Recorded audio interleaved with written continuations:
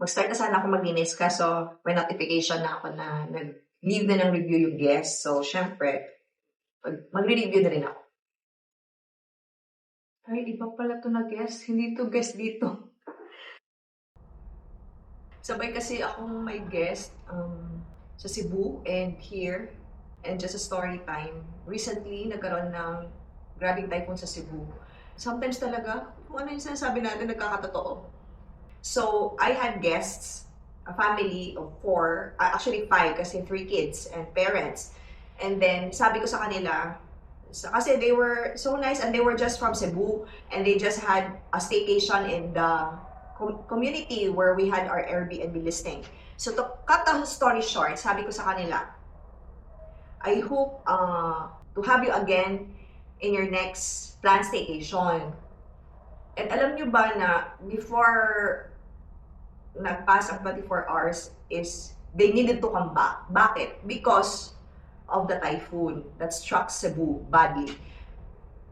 They didn't say na they were great affected, but the thing is, when they went home after they checked out from our unit, the following day, wala nang water supply. So, ang advantage lang kasi sa condo, basta well-prepared lang ang condo, responsible ang management, merong water supply and generator. So, ayun na nga, they were begging for me to let them stay again in the unit. Okay naman, walang problema kasi ang problema ko talaga noon is my mom who manages the condo or the listing. I manage the listing, but it's my mom who gets the key, who does the dirty job like we do here in Manila, like who cleans the unit, ganon.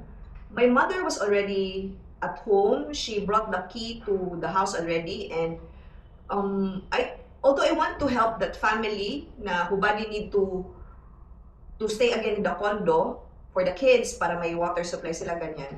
Pero nag-iisip din ako na kawawa ng nanay ko kung in the middle of the storm kasi nung morning of November 5, tama 5 or 4, malakas pa rin talaga, may may hangin pa, may konting ulan ganyan.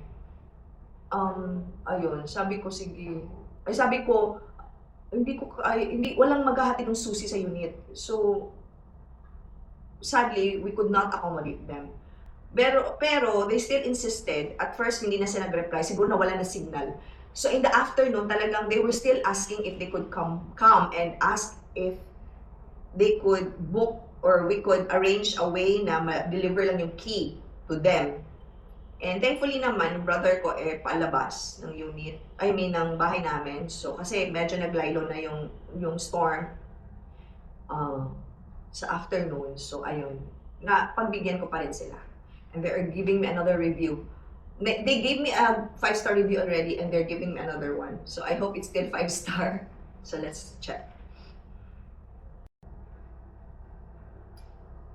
Update, they gave us another 5-star. When Typhoon Pino hit Cebu, I was reminded of one of the biggest lessons I've learned as an Airbnb host. This business is just not about income. It's about providing shelter, safety, and comfort when people need it the most. And moments like this remind me why hosting is more than just a business. Hosting is hospitality. Hosting is service. Hosting is about opening your doors and giving people a safe place to stay, especially during uncertain times. Hindi naman talaga kailangan maging perfect host. You just need to serve with a heart. Minsan, a simple gesture, a safe room, clean water, electricity, or warm welcome can make such a huge difference in someone's life. So, to all new or aspiring hosts, yes, income is part of the journey, pero beyond that, we're here to make people feel cared for, especially during moments like typhoons when comfort becomes a blessing.